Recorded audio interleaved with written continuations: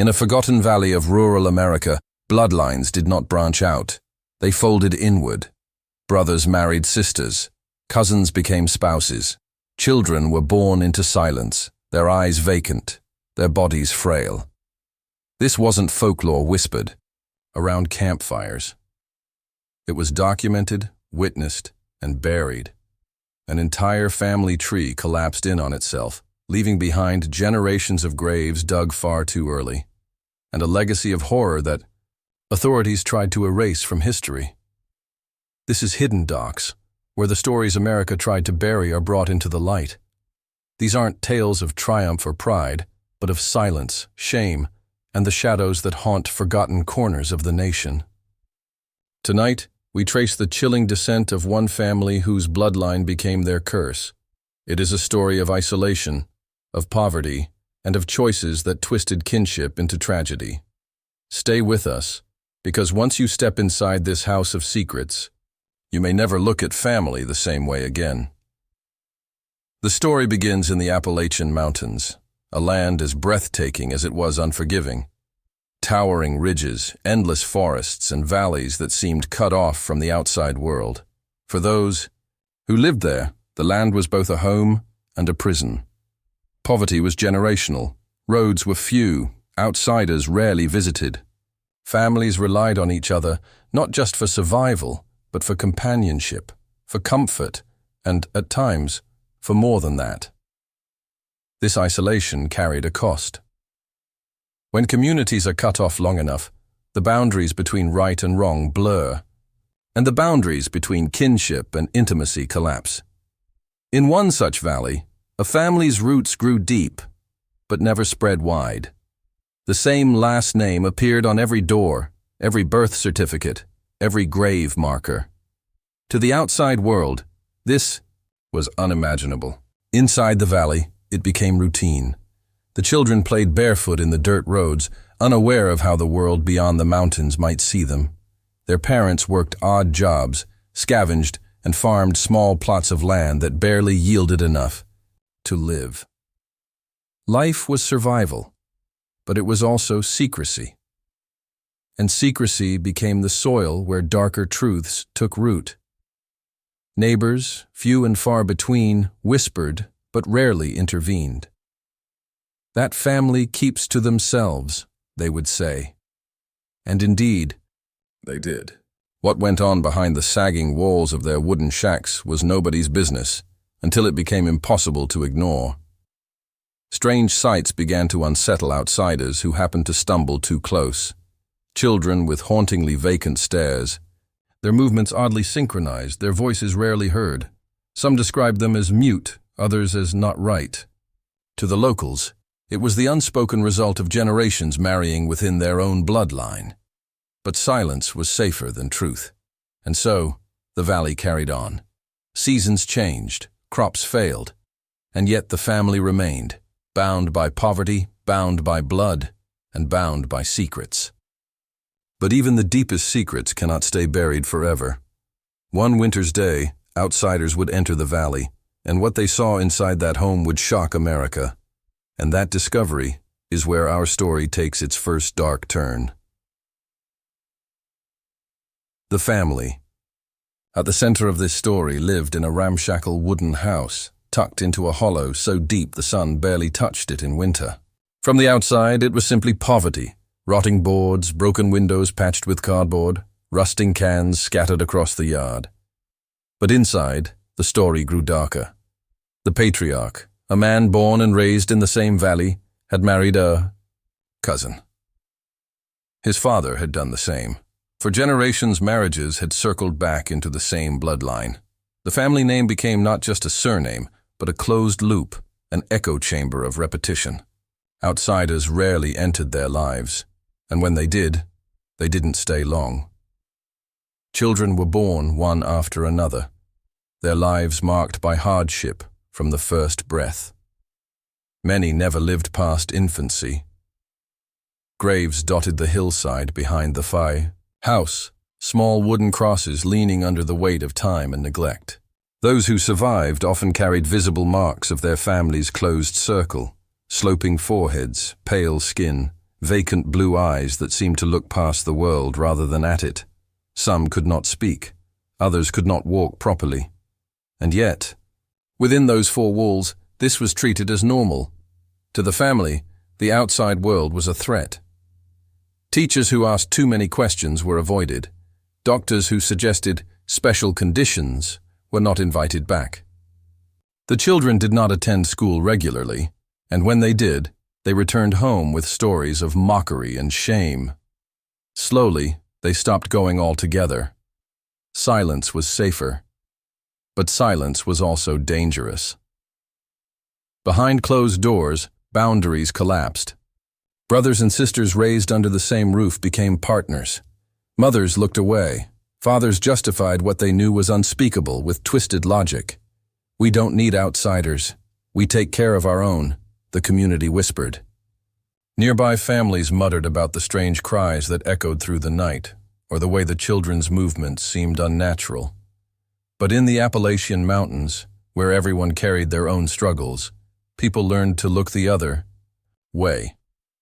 Confrontation meant conflict, and conflict in isolated valleys often ended badly. Still, not every visitor stayed silent. A traveling social worker who stumbled upon the home in the 1960s later recalled the scene with horror. Children crouched in corners, wide-eyed, rocking back and forth. The adults greeted him, but their words were muddled, their expressions strangely vacant. He left shaken, writing in his report that this was not neglect in the traditional sense, but something much deeper, more disturbing.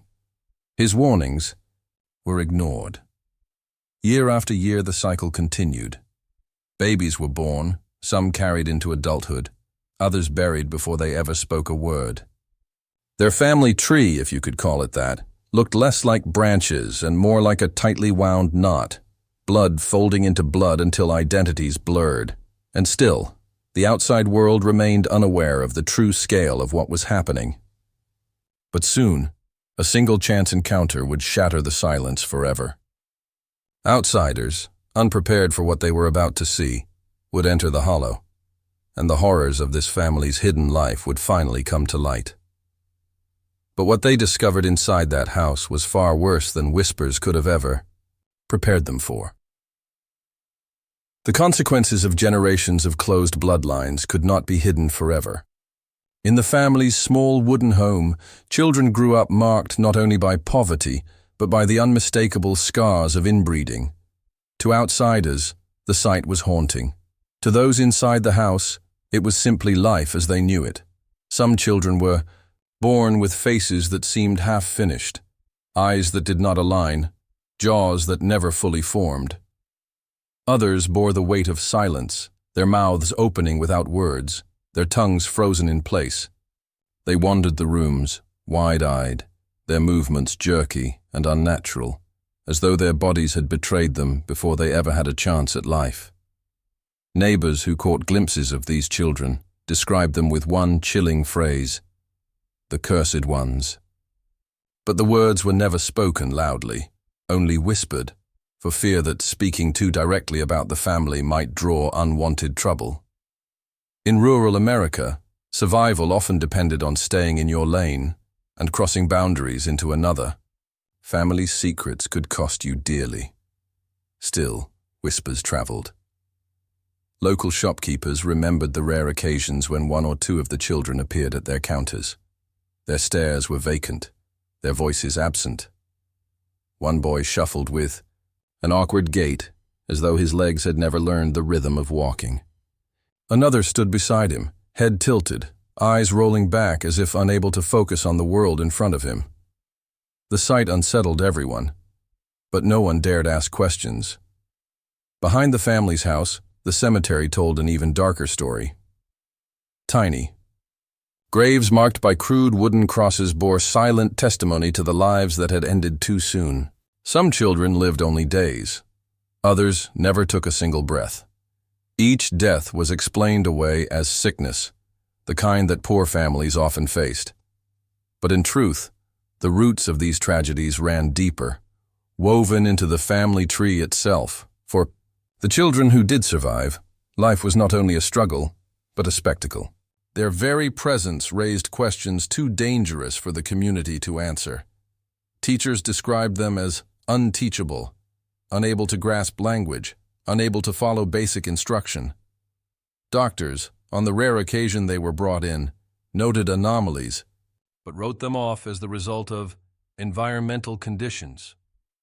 Few dared to name the real cause. What made the scene even more haunting was the quietness of these children. They rarely spoke, rarely cried, rarely expressed anything beyond vacant stares and strange guttural sounds. Visitors described the atmosphere in the house as suffocating, not filled with noise, but with the heavy silence of lives trapped between existence and absence. And still, the family carried on. They did not consider their way of life monstrous. To them, it was tradition. Bloodlines held tightly, outsiders kept away. But for those who encountered the children, the effect was unforgettable. They left with the image of vacant blue eyes burned into memory, the kind of eyes that seem to look through you rather than at you. The whispers of the cursed children spread further with every passing year. But eventually, the whispers would grow into something impossible to ignore. Outsiders, journalists, investigators, and curious onlookers would find their way into this hollow. And what they saw would not only shock them, it would make the story of this family infamous across America. And that moment of discovery was closer than anyone imagined. For years, the family lived in isolation, their world sealed by silence and distance. But silence cannot last forever. Eventually, whispers reached the ears of local authorities, reports of strange children, of conditions no one could explain, of families too frightened to speak openly. At first, the rumors were dismissed. Rural poverty often bred hardship, and few outsiders wanted to get involved. But as the stories grew darker, a small team of investigators was sent to see for themselves. What they found would haunt them for the rest of their lives. The authorities approached the family's home cautiously. The wooden house leaned on itself. Like a tired body, its walls warped with years of neglect. Windows were clouded with grime, and the yard was littered with rusting scraps of machinery and discarded objects. But it wasn't the outside that unsettled them. It was what waited within. Inside, the air was thick, heavy with a smell of dampness and decay. Shadows clung to the corners, as if even light was reluctant to enter. And then slowly, the investigators began to see them. The children. Their faces bore the unmistakable signs of inbreeding, features twisted, jaws misaligned, eyes that struggled to focus. Some children stared vacantly at the strangers, their expressions void of recognition. Others made guttural sounds, rocking back and forth as though caught in a rhythm only they could hear. A few attempted to approach, but their movements were unsteady, almost unnatural, like marionettes tugged by invisible strings. One officer, hardened by years of grim cases, reportedly staggered backward at the sight. He later admitted that the image of those faces, the lifeless blue eyes, the vacant stares, was unlike anything he had ever encountered. Another investigator went pale, clutching at the doorway before collapsing. The shock was too much. The authorities documented everything: the peeling walls, the dirt floors, the children wandering barefoot through the clutter. Notes were scribbled furiously, sketches made in haste. The more they observed, the more it became clear. This was not a single case of neglect, but a legacy of entrapment. Generations had folded in on themselves, producing lives that bore the marks of choices made long before they were born. One investigator's report, later buried in archives, described the scene as haunting beyond words. He wrote of children whose silence seemed louder than screams, whose faces carried the weight of centuries of secrecy. He admitted that he left the house with a sense that he had stepped into something not just tragic, but unnatural. The encounter spread through the small circle of officials who knew about it, sparking fear and disbelief. How could such a family exist in modern America? How had they gone unnoticed for so long? Yet even as questions mounted, there was hesitation. To expose the family was to expose an entire community's silence, a web of neighbors, schools, and churches that had looked the other way. And so, while the authorities had entered the house, what they chose to do next would become its own dark chapter. For in the shadows of bureaucracy and shame, some truths are not erased, they are simply buried. But not everything could stay hidden forever. Because once outsiders had laid eyes on the family, the story began to slip beyond the town's control. The visit by authorities should have been the end of the silence. Yet instead of swift intervention, what followed was hesitation, paperwork, and quiet debates behind closed doors. Officials struggled with how to handle the case. Was it a family tragedy, a social services matter, or something so taboo that it was better left unspoken? In the confusion, the story leaked, and once it did, the darkness could no longer be contained. A local reporter heard whispers of the investigation. At first, it sounded like folklore, an exaggerated tale passed down through gossip. But when he followed the trail to the edge of the hollow, he realized the rumors had roots. He interviewed neighbors, each one reluctant, each one careful with their words. They didn't outright confirm the details, but their silences and sideways glances told enough. There was something real here, something they didn't dare to say aloud. Soon, the whispers turned into headlines. "Family of Secrets," one newspaper called them. Another went further. "The Children of the Hollow." The articles never printed the full truth, but they hinted at it.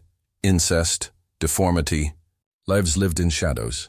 For readers, it was both shocking and strangely captivating, a story too grotesque to ignore. The family became something of a legend.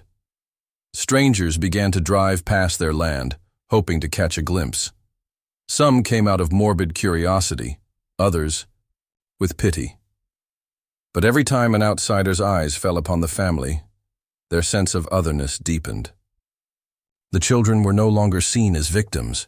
They were seen as evidence of a nightmare people wanted to both fear and forget. One journalist who pushed further into the story described the moment he saw one of the children approach. His face looked almost human, he wrote, and yet it carried the unmistakable marks of something bent and broken by time. He did not speak. He only stared. And in that stare, I felt the weight of generations. The coverage drew criticism as well. Advocates argued that these were lives, not curiosities, and that exposing them only deepened their suffering. But the damage was done. Once the story slipped into public consciousness, the family was no longer just a secret. They were a spectacle. Behind the headlines, however, the reality was far darker. The children grew up under the gaze of outsiders, but their conditions never changed. Medical professionals speculated quietly about the genetic consequences of inbreeding, mutations, cognitive decline, bodies weakened from birth. But speculation could not undo the lives already shaped by those choices. For the family, exposure brought no relief. Instead, it carved deeper isolation. Neighbors who once pretended not to see now crossed the street to avoid them. Churches that once offered shallow comfort now kept their distance. The family was left suspended, too well known to remain hidden, but too taboo to be truly helped. And in the shadows of this attention, the story of their suffering began to spiral toward something far more disturbing, something that would cement their place in American memory not as people, but as a legend of bloodlines twisted in silence. The world now knew of their existence, but what came next would reveal just how much damage had already been done. What began as a hushed report in an investigator's file soon escaped the boundaries of silence. Local journalists caught wind of the case, and what they printed would forever shift how the family was seen. At first, the stories were vague. "A community's hidden tragedy," one headline read. But ambiguity didn't sell papers, and soon the words became sharper, crueler. The inbred family of the Hollow. The press fed on shock. Grainy photographs showed blurred outlines of the home. Captions hinting at faces too disturbing to publish. Readers filled in the blanks with their imaginations, and the legend only grew darker. Every headline was a promise of horror, yet behind those sensational words were human beings, reduced to grotesque spectacle. Neighbors who, once whispered, now found themselves approached by reporters with notebooks and cameras. Some gave small details, others offered carefully rehearsed denials. But the silence itself became a story. Journalists wrote of a town that refused to speak, of families guarding a dreadful secret. Each article painted the family less as victims of generational tragedy and more as characters in an American Gothic nightmare. By the time national outlets caught on, the family had become something larger than themselves, a cautionary tale, a freak story, a symbol of rural decay. Words like cursed bloodline and haunted kin appeared in print, phrases that stripped them of dignity and transformed them into myth. Readers, thousands of miles away, consumed their suffering as if it were folklore. One infamous article described an investigator fainting upon seeing a child's face. The details spread like wildfire, repeated in magazines and retold in whispers. Whether it was true or exaggerated no longer mattered. What mattered was that it fed the legend. The more shocking the description, the faster it traveled. And with exposure came intrusion. Strangers began driving through the hollow, peering through trees, hoping for a glimpse. The family, who had once lived in the dark safety of obscurity, now felt eyes upon them everywhere. To curious outsiders, they were no longer people, they were living exhibits. But the media frenzy did more than expose. It sealed their fate. Any possibility of discreet help vanished under the weight of ridicule and judgment. Social workers faced the impossible task of assisting a family already marked by headlines as monsters. Doctors speculated publicly about genetic collapse, further stripping away humanity in the name of science. For the children, there was no escape. Their silence, their deformities, their haunting stares became fodder for public fascination. They were remembered not for who they were, but for what they represented, the terrifying results of generations bound by blood. The press had uncovered them, but in doing so, it ensured they could never return to anonymity, never be seen as anything but the cursed family of the Hollow. And as the world watched with morbid fascination, the tragedy deepened, because what came next would make clear that exposure was not salvation. It was only the beginning of their downfall. The more the outside world intruded, the more the family fractured within. What had once been silent endurance began to unravel into sickness, fear, and rage. The children, already burdened with deformities and cognitive stillness, grew weaker. As the years passed, some developed twisted limbs that left them unable to walk. Others bore vacant expressions, eyes that seemed to stare through walls as if the world outside had no place for them. Illness spread easily in the cramped home. Without proper medical care, infections lingered. Fevers burned through fragile bodies. Neighbors whispered that they could hear coughing from the hollow at night, echoing like a death rattle across the trees. Still, no doctor arrived. No physician wanted to attach their name to the inbred family, not after the newspapers had poisoned their reputation. The father figure, once a domineering presence, became increasingly volatile. Exposure had humiliated him, and humiliation festered into violence. Shouts erupted in the home, echoing down the hollow where once only silence had lived. For children born into frailty, each outburst was a storm they could not escape. Their mother, exhausted and hollow-eyed, tried to shield them, but she too was collapsing under the weight of despair. By the mid-1960s, the house had become a mausoleum of living ghosts. Broken furniture cluttered the rooms, windows hung with torn cloth to keep curious eyes away. The smell of sickness, damp rot mixed with sweat, clung to the air. Some children no longer left their beds, their bodies wasting away under thin blankets. Those who could walk shuffled aimlessly, muttering sounds that weren't quite words, echoes of a language that had long been lost. What struck investigators most during later visits was not just the deformity of bodies, but the deformity of time itself inside that home. The family did not move forward. They existed in a loop, repeating generations of mistakes, bound by bloodlines that offered no escape. Yet the cruelest collapse was not physical, but emotional. The children grew up watching their own siblings die, one by one, buried in unmarked ground behind the house, graves dug shallow, sometimes in secret, as if even death had to be hidden from the world. For those who remained, grief became a constant shadow, though many lacked the words to even name it. The mother's health faltered under the strain, her body aged before its time. Witnesses would later say she looked decades older than she was, her face carved by exhaustion, her hands trembling from years of carrying a burden no one could bear. When she finally fell ill, the family's fragile structure teetered on collapse.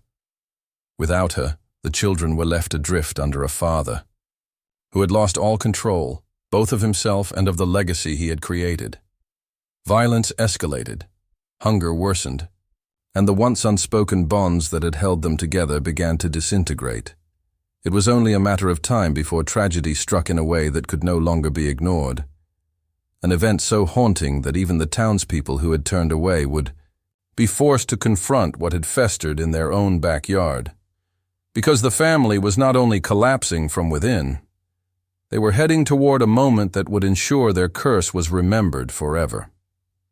The breaking point came one winter, when the hollow was heavy with snow, and silence wrapped itself around the family home.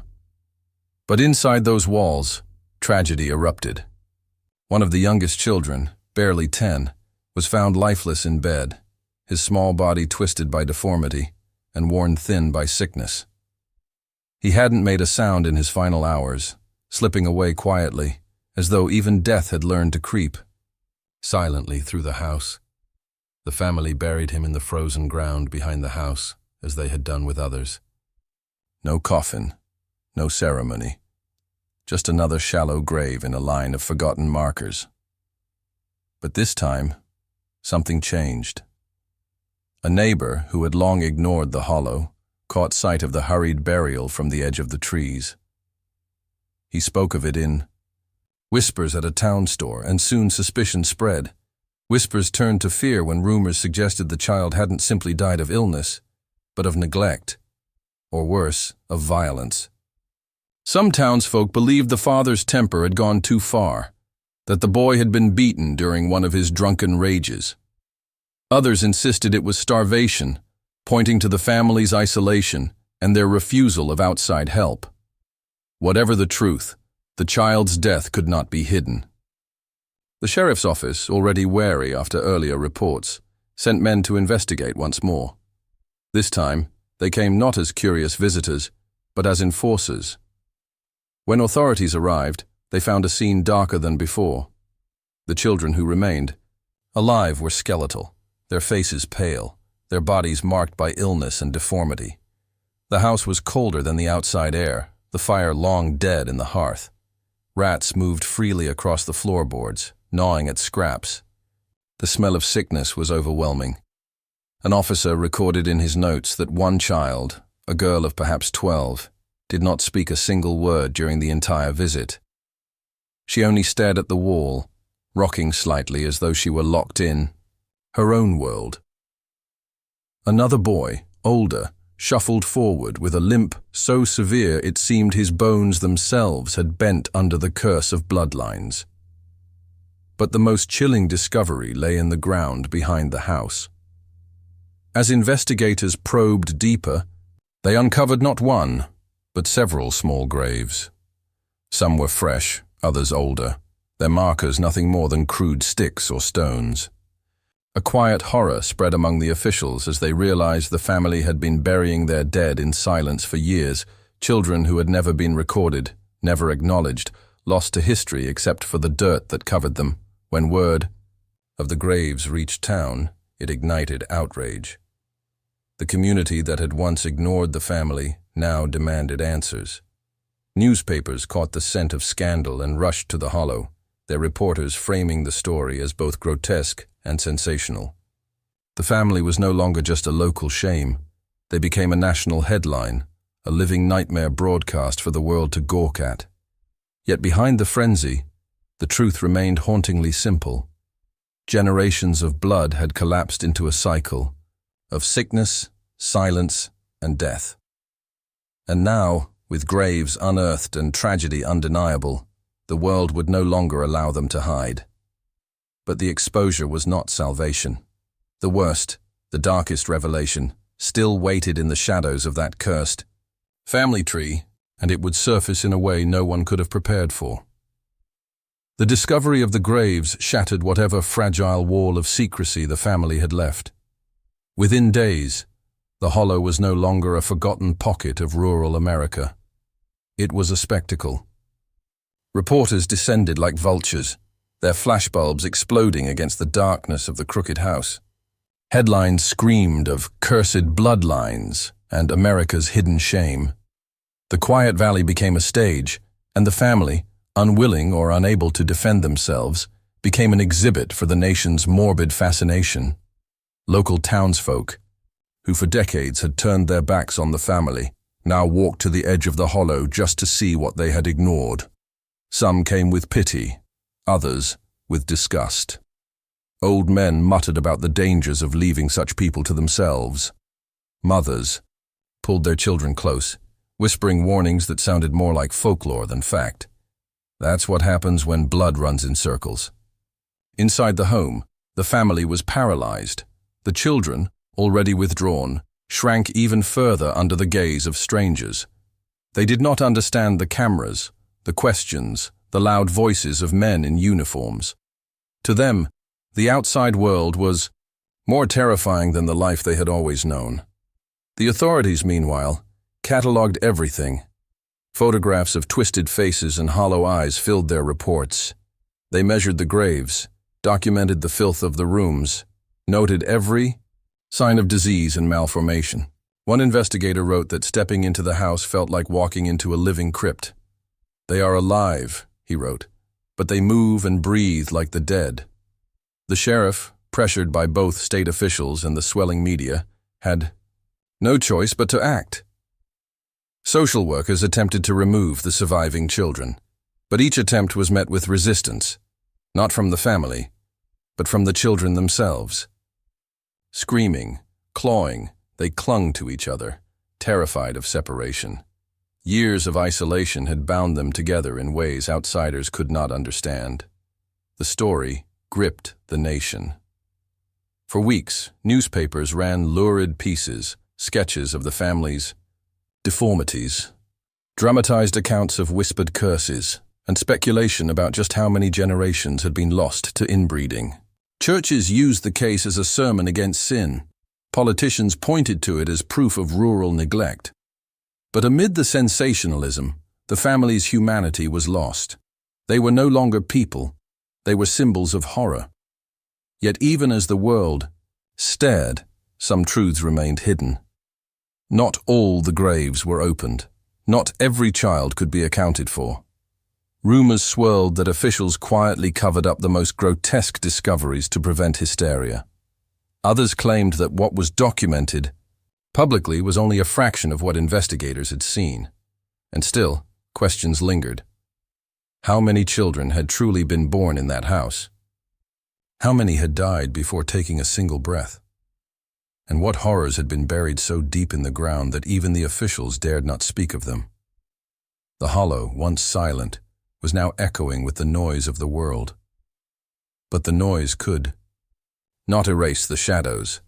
In fact, the deeper authorities dug, the darker the picture became. And what they unearthed next would leave even the most hardened investigators reeling, an unthinkable revelation. That would mark the darkest chapter in the family's cursed history. The climax was waiting in the dirt beneath their feet. The frenzy surrounding the hollow might have satisfied the media, but for investigators, the case felt incomplete. 2. Many questions hung in the air like rot. The graves had told part of the story, but not all of it. Neighbors recalled whispers of children who were never seen again, of mothers who disappeared into the woods and never returned. Every unanswered rumor pressed authorities deeper into the soil, convinced that the most horrifying truth still lay hidden. One rainy morning, officials returned with shovels and lanterns, determined to search beyond the first row of graves. The ground was uneven, pocked with mounds and depressions that looked too deliberate to be natural. Dogs were brought in, their howls cutting through the mist. Almost instantly they alerted. Beneath a cluster of twisted trees lay a patch of earth that seemed to breathe with secrets. The digging began slowly, carefully. The soil, damp and heavy, resisted. But soon the spades struck something soft, something wrapped. A bundle emerged, a small shape swaddled in cloth, no larger than a newborn. Then another, and another. Some were recent enough that their outlines were still recognizable. Others had long since dissolved into the earth, leaving only bone. Officials stopped counting after a dozen. The silence was unbearable. Even the men trained to face death staggered back, clutching their mouths in disbelief. One officer muttered, "They weren't just burying children here. They were planting their shame." His words were written into the official notes, but most newspapers never printed them. Inside the hollow house, the family watched from the windows. The children pressed their faces to the cracked glass, their eyes hollow, their mouths wordless. Some whispered in tones investigators described as incomprehensible babble. Others laughed, high, broken sounds that chilled the blood of anyone who heard. It was as if the unearthing of the graves stirred something inside them, pulling loose a grief or madness too deep to name. The sheriff, visibly shaken, ordered the dig to stop until state authorities could arrive, but the damage was done. Word spread quickly. Now the whispers that had once belonged only to neighbors became national accusations. How many had died in that house? How many had been hidden beneath the soil? The townsfolk grew restless. At night, crowds gathered near the hollow, some carrying lanterns, others crosses. They weren't there to help, they came to watch, to gawk, to feed on the spectacle. The family, already alien to the world, was now seen as something less than human. Yet the most haunting discovery wasn't the bodies themselves, it was the pattern. Each grave revealed more than death. The spacing, the placement, the careful wrapping of the children suggested ritual, or at least intent. These were not accidents. They were decisions. The truth, however, was still unfinished. The deeper they dug, the clearer it became that the hollow held more than bones. It held the final piece of a story so twisted, even hardened investigators feared what lay at its end, and what they found next would not just disturb them, it would break them. The climax was coming, and with it, the darkest revelation yet. The moment of truth came not with a single discovery, but with a flood of testimonies, photographs, and official reports that painted a picture more grotesque than rumor could ever suggest. When authorities entered the family's settlement, they expected poverty, neglect, maybe even abuse. What they did not expect was the living embodiment of what generations of bloodlines collapsing into themselves could create. Inside the weather-worn shack, investigators found children with hollow eyes, staring into nothing as if locked in a world far away from reality. Some could barely speak, uttering guttural sounds that echoed like whispers from a broken mind. Others shuffled awkwardly, their bodies bent, twisted and fragile, as though their very bones had rebelled against them. One young boy's face seemed frozen in a perpetual grimace, his mouth slack, his gaze lifeless, yet his presence was impossible to look away from. Officers tried to take notes, but several admitted later that they could not keep their hands from trembling. One deputy collapsed entirely, fainting after glimpsing a group of children huddled in a corner, their features disturbingly similar, eyes too close together, skin pale and sickly, movements stiff like marionettes. He said it felt like watching ghosts that had never been alive. The family elders spoke little. Those who could form words muttered excuses steeped in religious justification, claims that God had bound their blood together, that outsiders would never understand. Yet, between their words came the truth of a family trapped, repeating the same cycle because it was the only way they had ever known. Authorities began documenting everything: the collapsing barn used as shelter, the stench of decay clinging to the air, the silence that seemed heavier than sound. Medical reports would later confirm what the eyes already saw: severe genetic disorders, cognitive disabilities, and a lifespan cut cruelly short for many of the children born into this cycle. But what shocked officials most was the atmosphere of acceptance inside that home. No one wept. No one pleaded. For them, this was life as it had always been, stripped of shame, normal in its abnormality. Generations had passed within those walls without a single attempt to escape. They were not merely victims. They were prisoners of history, chained by both blood and silence. The photographs taken that day would never leave the minds of those who saw them. Black and white images of children whose expressions seemed carved from stone. Adults who looked decades older than they were, faces gaunt and skeletal. Investigators described the experience as walking into a nightmare made flesh, a vision of humanity unraveling in real time. And yet, what made the discovery so haunting was not just what they found, but what they realized could not be undone. Generations of choices had etched themselves into bone and blood. The suffering had already been written, and no intervention could erase what had already been born. The silence of that shack, broken only by the faint, dissonant noises of its inhabitants, lingered like a curse. One officer would later write in his report, "I felt as if I had walked into the last stop of a bloodline that should never have continued, and yet it did, because no one stopped it." The darkest case of inbreeding in American history wasn't just a tragedy of genetics. It was a tragedy of silence. Some stories fade into legend, their details blurred with time. But this one lingers like a shadow that refuses to die. What was uncovered in that forgotten shack wasn't just a family destroyed by blood. It was a warning about the price of silence. For generations, neighbors looked away, whispers were buried, and authorities ignored what they didn't want to face. By the time the truth surfaced, it was too late to undo the suffering etched into every child's face. The photographs remain locked in archives, rarely shown, yet their existence testifies to how darkness thrives when it is left unchallenged. This wasn't only about inbreeding. It was about abandonment, complicity, and a community that allowed history's most disturbing chapter to unfold in its backyard. How many other stories like this remain buried beneath the soil of rural America, waiting for someone to dig them up? That is the question we leave you with. This is Hidden Docs. Subscribe to join us as we continue uncovering the hidden, the forbidden, and the stories America tried to bury.